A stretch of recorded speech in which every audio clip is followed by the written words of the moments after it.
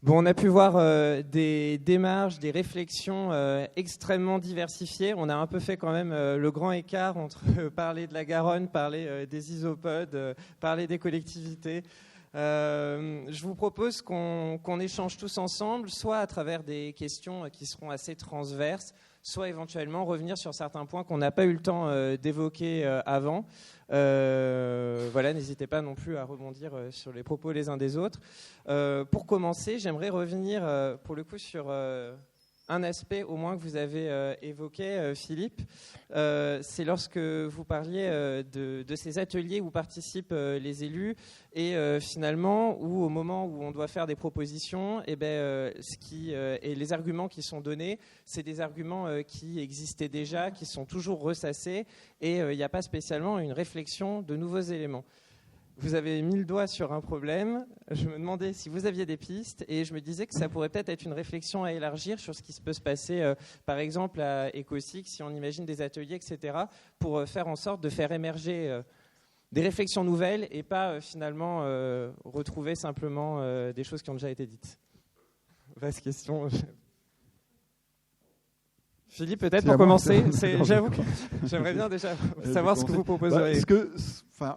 Bon, c'est vraiment je parle d'un point de vue philosophique, mais ce qui manque cruellement dans l'environnement des collectivités, c'est pas tant une culture scientifique, même si effectivement il y a un travail à faire là-dessus, c'est une culture de la pratique.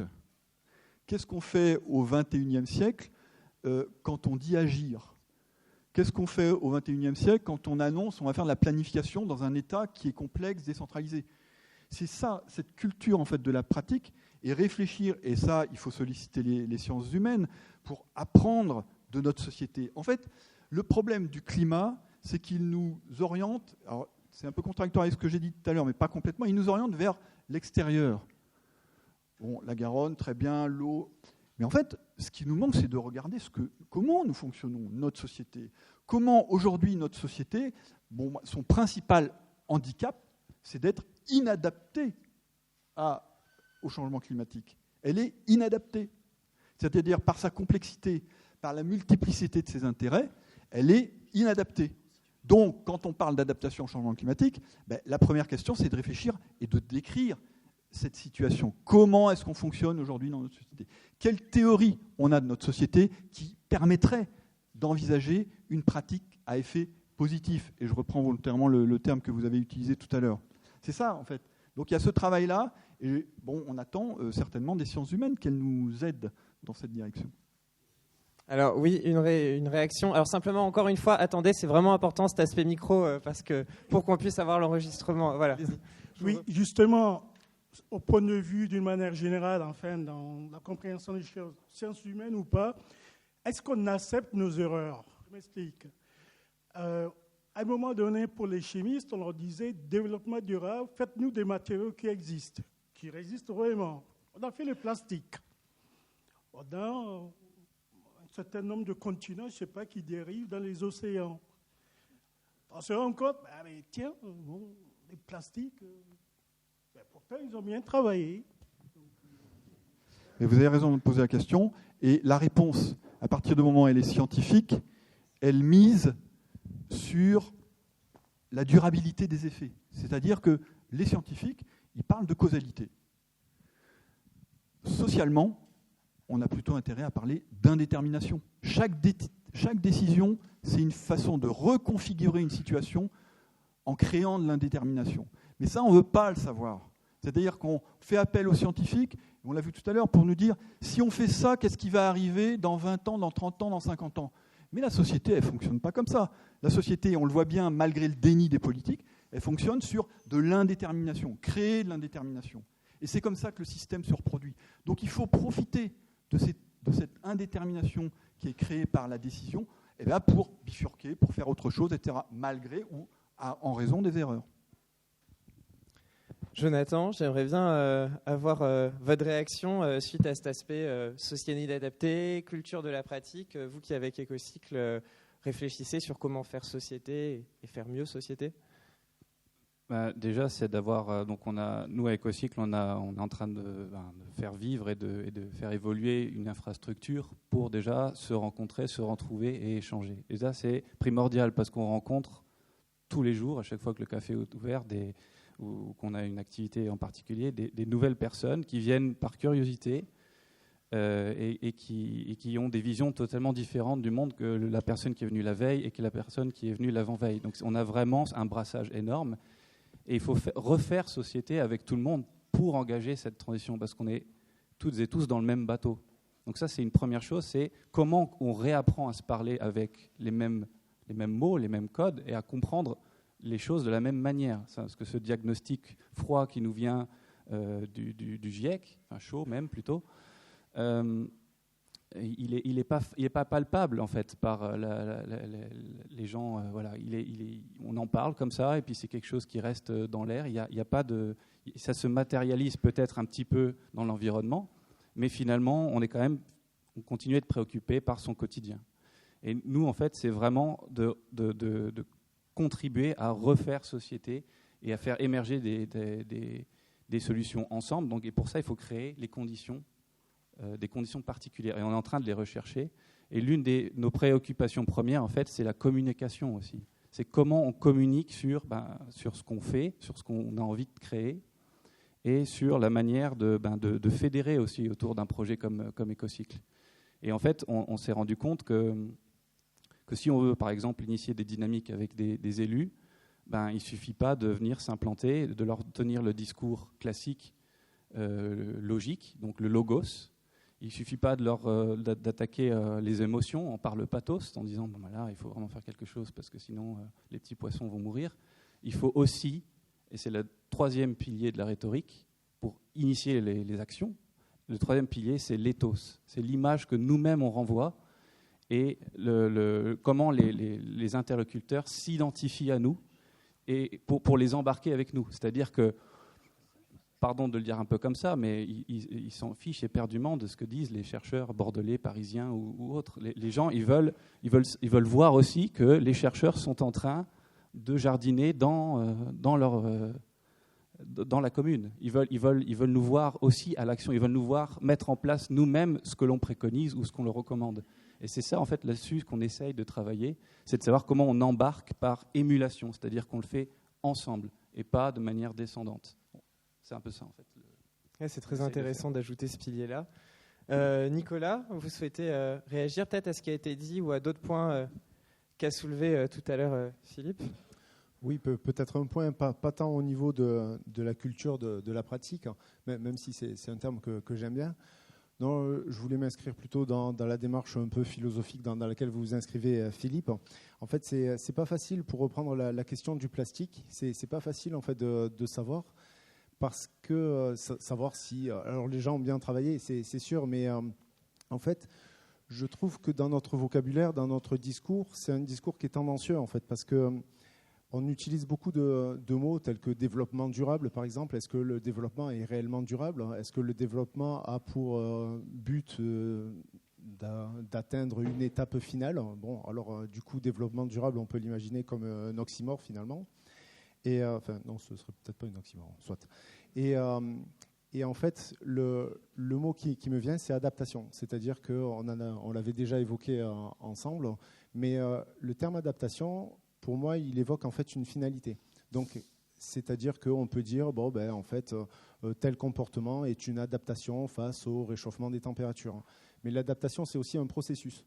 Et du coup, on pourrait très bien dire dans notre vocabulaire, on est en train de s'adapter. On est en pleine adaptation. Donc, du coup, en fait, c'est à la fois une finalité et à la fois un processus.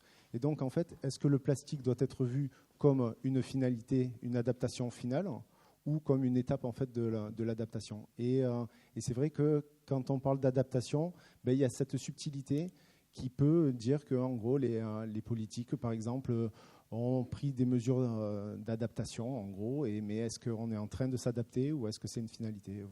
Voilà ce que ça m'évoquait. Alors, c'était juste pour le merci. souligner. Oui, allez-y. Oui, justement, je rebondis sur la remarque sur les mots. Oui, science de la durabilité, anticipation ou soutenabilité. Là, il y a le mot adaptation. lequel il faut utiliser. Ah, alors on va avoir une réponse.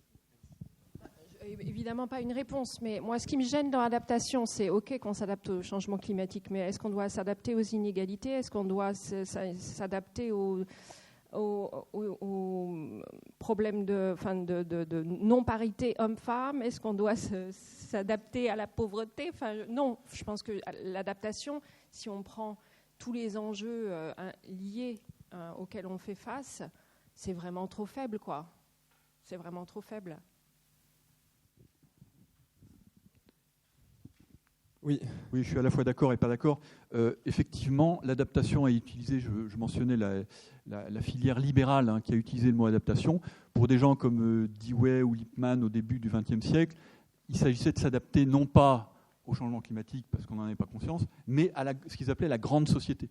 C'est-à-dire, en fait, les individus devaient s'adapter au rythme accéléré du travail, au transport, etc. De ce point de vue-là, il y a effectivement une critique à faire. Il ne s'agit pas de s'adapter à ça. Par contre, moi, je suis très intéressé par cette notion d'adaptation parce qu'elle vient un peu disrupter le langage, justement, de la planification. Un langage de l'action publique qui est celui de la maîtrise. Et ce que j'aime bien, moi, dans l'adaptation, c'est que ça présuppose, justement, entre guillemets, une démaîtrise, c'est-à-dire on est face à un phénomène, certes, qu'on a causé, mais qu'on ne maîtrise plus, ou qu'on maîtrise uniquement dans le dessin de la trajectoire qui va nous faire subir. Mais précisément, dessiner cette nécessité jusqu'à 2100, c'est montrer, comme on l'a dit tout à l'heure, qu'on est impuissant. Enfin, on ne maîtrise rien. Donc, on est dans une situation, là, il faut inventer d'autres formes de pratiques. Et le paradoxe, c'est quand, en 2010 ou 2011, l'État planifie l'adaptation. Alors là, on est en plein surréalisme sémantique, en fait, moi je dirais. Alors, je vois qu'il y a plein d'autres réactions. Simplement, j'aurais bien voulu qu'on termine le tour de table parce que c'est vrai que je ne vous ai pas donné la parole. Bernard, peut-être par rapport aux points qui ont été évoqués. Oui. Moi, je travaille avec des élus depuis au moins 30 ans, avec les élus. Et le frein dans l'action, quelquefois, c'est le regard que les citoyens portent à ce que les élus font. Et donc les élus sont très méfiants pour l'action, très méfiants. Et quand je vois ce qu'on demande aujourd'hui, on demande au monde agricole, par exemple, de renaturer, je déteste ce mot, recréer des haies, des talus, alors que c'est les mêmes familles au niveau de leurs grands-parents où on les a forcés à raser les talus, à curer les fossés, à recalibrer, à drainer les prairies. Et aujourd'hui, 30 ans plus tard, les mêmes personnes donnent des conseils à ces agriculteurs. Vous avez très mal fait pendant 30 ans, maintenant refaisez tout et repartez. Mais c'est difficile d'agir dans ce sens-là. Il y a une dimension aussi psychologique qui est compliquée à intégrer. Oui, c'est sûr. Alors, il y avait la première personne qui avait la main, c'était vous, oui, c'est vrai. Allez-y. Après. Désolé, Denis, après je vous donne.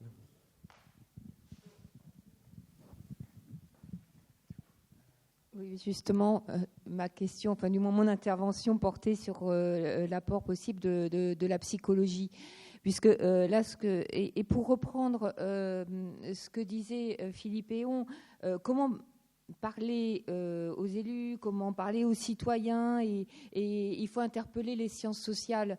Mais en fait, il y a un niveau d'analyse qui n'a pas été évoqué ce matin, peut-être pas convoqué, mais parce qu'on ne peut pas parler de tout, c'est celui de la psychologie.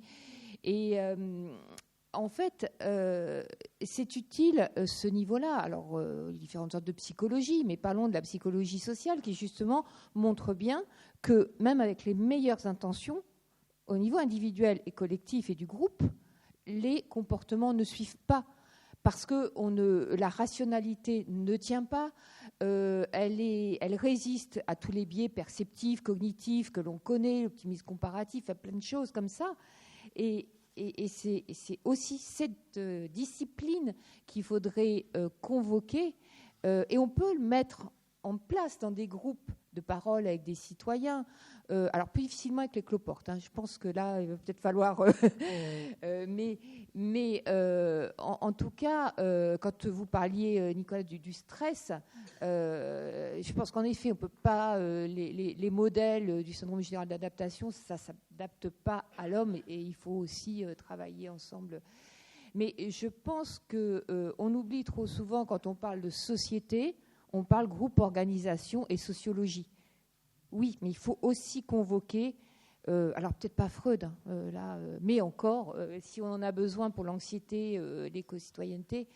Mais voilà, c'était justement une invitation, pas des solutions, mais dans notre boîte à outils, ce qu'on peut aussi convoquer, comment nous, on est bloqué au niveau de nos intentions de passage à l'acte, du passage à l'action, qu'invoquait Philippe. Alors, il y a une... Vas-y. Alors, merci pour votre intervention. Ça me fait un peu réagir et du coup, je vais peut-être un peu provocateur devant un parterre de scientifiques.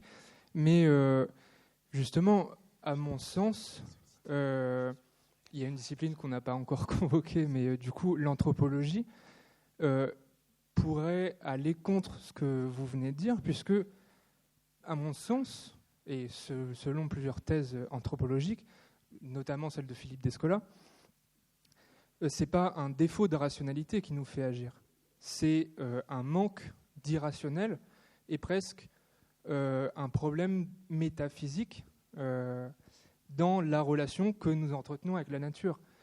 Je ne suis pas sûr que ramener encore plus, évidemment la psychologie sociale et la psychologie en général a un rôle à jouer, mais peut-être aussi qu'il faut changer de paradigme dans la manière de produire du savoir et d'agir du coup. Peut-être que notre inaction face au changement climatique est due à un manque d'attachement à la nature et à un besoin. Je ne veux pas tomber dans le verbiage au niveau de l'intensité, de se reconnecter avec la nature, parce que c'est une pente qui est très glissante, mais néanmoins, je ne suis pas sûr que ramener de la rationalité dans ce que Max Weber appelait le désenchantement du monde est la solution unique et la seule qu'il faille explorer. Est-ce que ça suscite une réaction avant que je donne... Oui, allez-y, je voulais justement vous donner la parole. Oui, je suis vraiment d'accord et en même temps, je pense que c'est pas forcément contradictoire. Il y a quand même des dimensions psychologiques et si on s'observe comme communauté scientifique, finalement, tout à l'heure, un des intervenants disait que jamais les chercheurs n'avaient anticipé qu'on baisserait en dessous de tel niveau. Finalement, on a quand même tous les êtres humains, mais l'organisation des chercheurs a aussi cette capacité à être, je ne sais pas si c'est du déni, mais enfin c'est de l'ordre du problème psychologique. On a parlé du Covid. Franchement, notre incapacité à nous remettre en cause, pas du tout sur comment on a communiqué sur le Covid, mais sur les origines du Covid, notre incapacité à discuter ça, et c'est quand même quelque chose de majeur, je pense que c'est de l'ordre quand même de la psychologie, là. Vraiment aussi. Mais je suis complètement d'accord avec ce que vous venez de dire aussi. Je pense que ce n'est pas du tout contradictoire. Merci. Alors simplement, je sais qu'il y a d'autres questions, mais je souhaitais solliciter Enora Titon et Benjamin Galliot de l'association Univers LR. Alors LR, pas comme les Républicains, hein, mais LR comme La Rochelle. Sur le coup, quand j'ai vu, j'étais surpris et j'ai mieux compris après. Du coup, Enora et Benjamin, je ne sais pas où vous êtes. Ah, ok, c'est bon, je vous vois, super. Alors, voilà. Bonjour à tous. Merci pour la précision pour le LR, parce que c'est vrai qu'on a déjà fait la confusion. Du coup, Univers LR, jeune et petite association étudiante rochelaise, qui a pour but de, très globalement, faciliter et favoriser les comportements éco-responsables auprès des étudiants, en les aidant à avoir accès à tout ça. Donc voilà, et en parallèle, on est étudiant dans le master des sciences pour l'environnement à l'IAE, donc sur la filière plus gestion.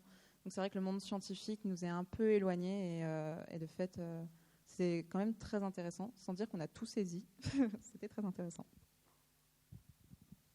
Alors du coup, on nous a demandé de faire un peu un retour à chaud. Et du coup, c'est ce que je vais vous faire là. Déjà, j'ai trouvé ça super intéressant. C'est très enrichissant.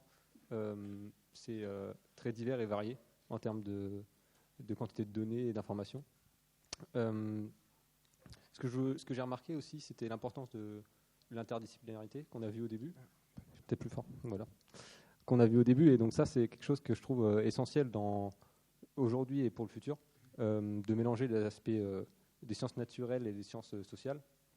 Ce qu'on a pu voir notamment avec le GIEC au début, où ils commencent maintenant à mettre les impacts sociaux en valeur aussi. Ce qu'on n'a pas dit aussi, c'est qu'on travaille, on est en stage dans une entreprise qui fait des bilans carbone. Et je voulais juste mettre une petite anecdote, c'est que aujourd'hui, par exemple, pour les entreprises ou pour les organisations, pour essayer de les faire plus changer leur comportement dans l'avenir, au lieu de leur dire, par exemple, qu'en 2050, ils vont émettre tant, et donc il faudrait qu'ils fassent telles actions, et ben on leur dit, aujourd'hui, ça vous coûterait tant, et vous économiserez tant en 2050. Et donc on parle plus en termes de budget pour pouvoir faire changer les mentalités et faire changer les comportements sur leurs actions au futur. Quelque chose qu'on a vu tout à l'heure aussi, c'était l'importance de la prospective, de pouvoir faire des scénarios comme le fait le GIEC. Et donc ça, c'est quelque chose que je trouve très intéressant pour tous les domaines. Ensuite, un dernier point que j'ai trouvé aussi super intéressant, c'était de repolitiser la responsabilité intergénérationnelle. Et donc ça, je trouve que c'est quelque chose qui est au cœur de la société et donc qui est essentiel à voir. Par exemple, quand je parle, je sais, avec mes parents du développement durable, et ben pour eux, le développement durable, c'est juste l'écologie. Et ils ne prennent pas en compte les autres piliers du développement durable, donc environnemental et social. Et je trouve que ça, c'est un manque que ont des personnes comme mes parents. Et c'est dommage parce que du coup, ça rompt le débat, parce qu'ils se brident direct sur l'écologie. Et donc, je trouve ça dommage. Mais après, je pense qu'en continuant de débattre, je pense qu'on peut faire avancer les choses. Merci. Et Nora, vous voulez ajouter quelque chose ? Non, globalement, je suis plutôt d'accord avec Benjamin, notamment sur l'aspect transdisciplinarité. C'est vrai qu'il y a beaucoup de disciplines qui ont été citées et ça a fait ressortir aussi la multiplicité à la fois des problématiques mais aussi des possibilités de solutions qui s'offrent à nous pour assurer, alors qu'on appelle ça anticipation ou adaptation. C'est vrai qu'il y a des débats sur les termes, mais dans tous les cas, les objectifs qu'on s'est fixés, et je trouve ça très intéressant, cette mise en valeur. D'accord, merci. Je vois le temps, je me dis c'est possible de faire une dernière question par rapport à ce temps de réflexion très multiple. Oui, mais je ne vous avais pas entendu encore, donc je vous donne la parole. Et le micro arrive.